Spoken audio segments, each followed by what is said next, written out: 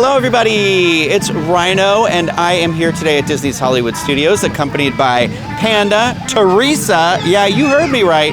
Teresa's here today. What a joy that is. And we also have Erica. And today, if you can't tell, behind me here, I am standing outside of 50's Prime Time.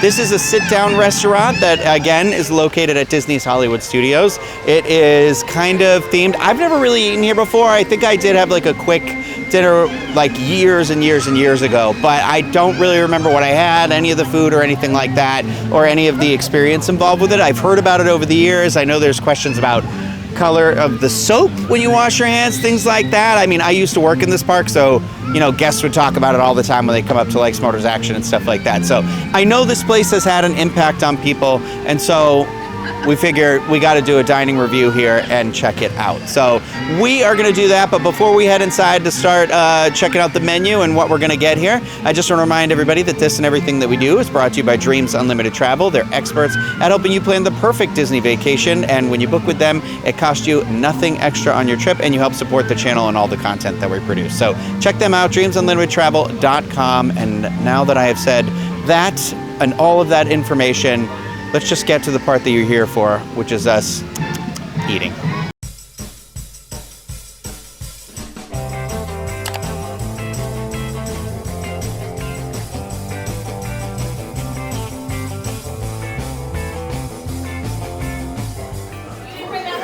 Ta-da! Hey, give me a glass, somebody. Put the fine china. Yeah, I trust you, but not that much, right? We ordered an appetizer. It was a jalapeno deviled eggs. It said ask your server about today's selection, so I believe it might change a little bit. It was $11. There were 4 of them. They were okay. They didn't wow me. I split them with Teresa, but they were something where I'm like, I don't know. If deviled eggs are on a menu, I always am gonna try it. I think it's because of having worked with Craig so closely for so many years, and he loves deviled eggs. So like, I feel like I have them everywhere. They're on a property, on a menu on property. And I'm trying to think. I went somewhere recently. They did something where it's like a little fried piece of chicken on the deviled egg. That was delicious. I don't remember where that was though. I don't think it was Homecoming. So. But anyway, we're not there. We're at the 50's Prime Time. So for my entree, I did the sustainable Verlasso salmon. It sounds like Velociraptor, but it's not. It was $27. It was seared fresh salmon with grain mustard blanc. I don't know how to say it. Fingerling potatoes with olive oil and green beans. It was, like I said, $27. I think it was a little expensive. I thought the piece of salmon was fine. I did have a bone in mine, which immediately turned me off to it because I'm weird about bones in food and chewiness and things like that. But I thought it was a pretty decent piece and cut and cooked piece of salmon. The potatoes on my plate versus everybody else's plate, those type where they're like kind that are like the smashed potatoes instead of the mashed potatoes, and the green beans were good, but I ordered this item because it looked out of place of everything else on the menu, so I wanted to try that. Also, I like salmon a lot, so I'll always try that, but I think I chose incorrectly. Hey so, guys, I that's was just me. wondering, did anybody ever find that hidden Mickey around here? Somewhere around here. Make sure you look for the hidden Mickey. Is it me? Am I the hidden Look around. Where are you finding? Did you find it yet? Okay, so I split the deviled eggs with Rhino, and I liked them. Yeah, they're right. They were good. I would have liked it better if the jalapeno was in the egg and not just on top attacking me. So I really liked that. I had Cousin Amy's iceberg wedge, which had rice paper bacon on top, which was, I'm going to go home and make it. It was really good. The wedge was just basic. Plant-based ranch dressing and rice paper bacon, chives, cherry tomatoes, sliced red onions, also plant-based. I mean, red onions, onion. I feel like often are Right? plant-based, so it is a weird place to put. So I think it meant the whole dish. I had this before here, and it had the real bacon on it, and it was good. The rice paper bacon, I'm making that. I'm going home. I already looked the recipe up. For my main course, I had the meatloaf. It's Cousin Megan's traditional meatloaf. I've had this here before. It's just as good as it was before. It was $24, $23. I substituted corn for green beans because I'm not a fan of their crunchy green beans. But it was really good. The corn tasted fresh. The mashed potatoes were mashed, not smashed. I like that. Meatloaf had good. It's got pork and beef in it, which I like. Not as good as mine, but not everybody can be as good as mine. We also had the milkshake. It was the peanut butter and jelly milkshake with bread. I believe it was Wonder Bread. I don't know. I couldn't taste the jelly too much, but it was good. I enjoyed it. We all shared that. Well, most of us shared that. So what else did I have? That's all I had. I didn't try the onion rings, but... Okay, so I didn't really get an appetizer, but I did try the plant-based bacon, the rice paper bacon that was on Teresa's wedge. Really good. I loved it.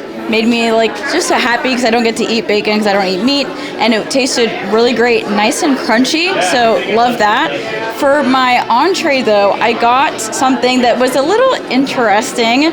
It's called Cousin's Harold's Vegetable Garden Market Price. So I don't know the pricing of this, but it has this red sauce. It's a pasta.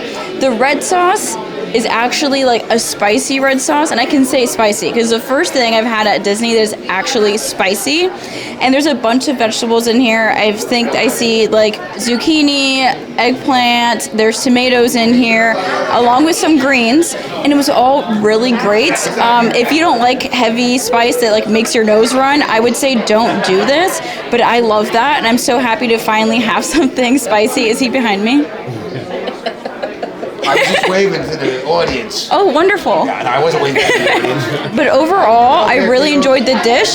They did have some tofu chicken in the dish as well. And the tofu chicken wasn't the favorite chicken I've had, but it was good. The spiciness of the red sauce added flavor to that tofu. Again, not the best tofu I've had, but I would give this an 8 out of 10. Listen, do you ever remember the game Airplane when you were young? Yeah? Okay, you put your arms out like this, everybody puts their arms out like this. And what sound did that airplane make by any chance? How did it go? Yeah! No, I'm not gonna feed you. What do you mean? You're old enough to eat yourself. My gosh, that one over there looks like a crime scene.